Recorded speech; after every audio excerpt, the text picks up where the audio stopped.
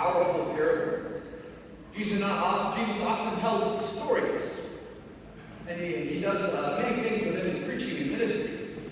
And when he speaks, he often speaks with a great gentleness and mercy, but he often also speaks with great power.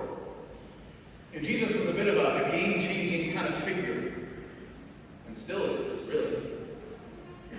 Jesus, was not usually okay with the status quo. He wanted to shake things up a bit.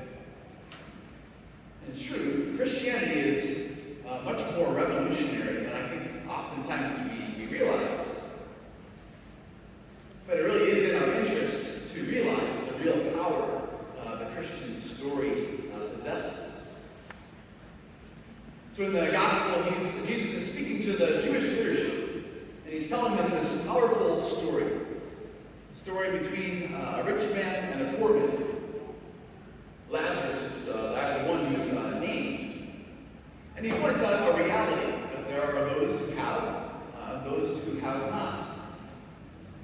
And we know this well. We live in a world that is imperfect, and people live in all kinds of poverty. And certainly while there are people who have experienced economic poverty, that really isn't the only kind of poverty. There's people who live in spiritual poverty.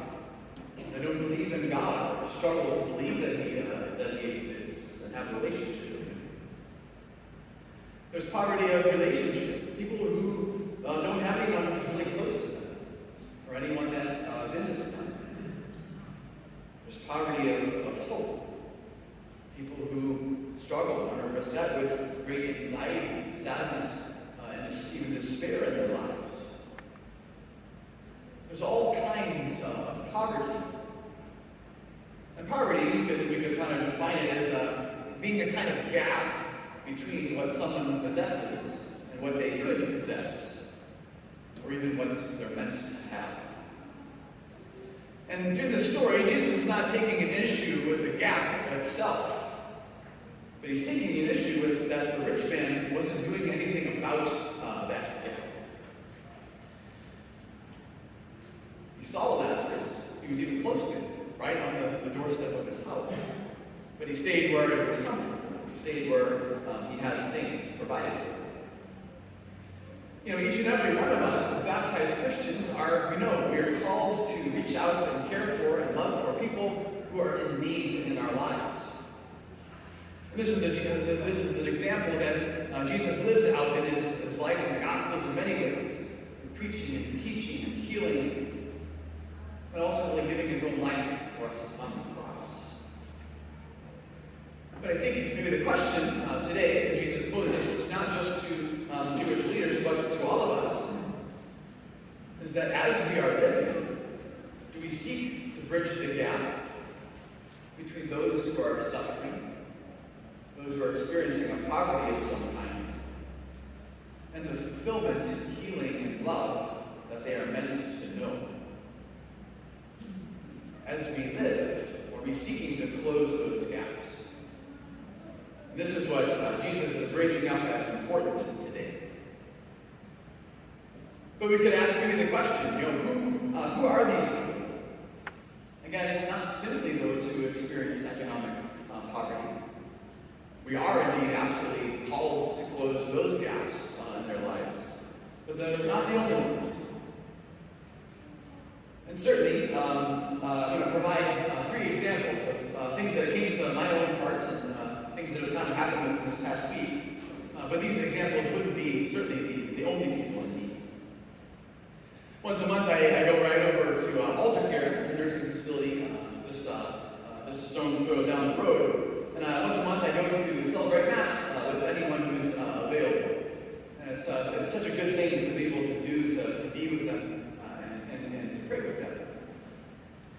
But I'm there once a month, and I also acknowledge that there are many people that I'm not able to go see and be with. And honestly, I have thought at different times about my need to be there, maybe even more than I am.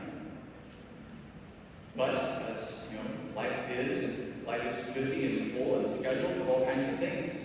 That would mean I would have to change. certain things that I do to make time to be there with them. The truth is, there are so many people in nursing facilities, people who are homebound, who have no one to visit them. And that's a real poverty. Who is filling this gap? Second group, there are many men and women who serve in our military. And veterans make up a significant part of our population. And we know that many of them, certainly those who are older, maybe served in World War II or Vietnam, but especially even those who are younger, all veterans have many struggles when they come back from their service. And so who is helping to fill the gap of the need for love and healing in these people's lives? So we are planning something kind of new. We're going to plan a veterans kind of campfire social hangout in October in the parish pavilion. So if you know a Catholic vet who could use some fraternity, could use some support in their lives, please feel free to check out this event and invite them to it. And then lastly, so last Thursday night was not just the Browns-Steelers game, which turned out pretty well, right? Go Browns. It wasn't just a good night to celebrate a Browns victory, but it was our first night of our speaking from the Unborn book study. I did apologize a little bit. I didn't realize it was the Browns-Steelers game, but I appreciated that they sacrificed numbers there. It was okay. We still got to see the third quarter and the fourth quarter. So. But it was a good first night of this book study. And it really set up the background for the conversation we're going to have in our next session next month. The unborn, the preborn children, certainly are a vulnerable population. They are innocent and powerless human beings who have unfortunately been attacked legally in our country for the past 50 years. Who has been in the gap? Standing, maybe we have. Who's standing in the gap of this injustice of people in need? And maybe we may be in disagreement about abortion. And that is coming certainly from a variety of places, maybe even some personal. But I think maybe the question is, if we're, no matter what side we're on, are we willing to do an honest exploration of why, especially the church, upholds it as evil? Or do we simply have our belief and repeat the lines that we have heard on news media and other places? If we feel the need to grow in our understanding of this topic, I ask you please sign up for our second session. If you are curious, there are books first thing, there are books in the parish office right now. You can go over and pick one up. If you want to give a donation of $10, that's great. If not, please, they're there for you. And then recordings of the first session will be on the parish website. Those will be important to look at because they really do kind of set up what we're going to do in the next session. Certainly look at the book as much as you are able. The unborn are those on the other side of the gap who need our help, but certainly not just them. Certainly the men and the women in these difficult situations where abortion is an option. They too, especially, need people to be in their lives with a message of hope and of healing and of presence. But ultimately, Jesus highlights this for us. If we don't work to fill the gaps that we see of people in need in our lives, then there is a very real possibility of there being a great gap between God and us at the end of our lives. Our action and or our inaction has consequences.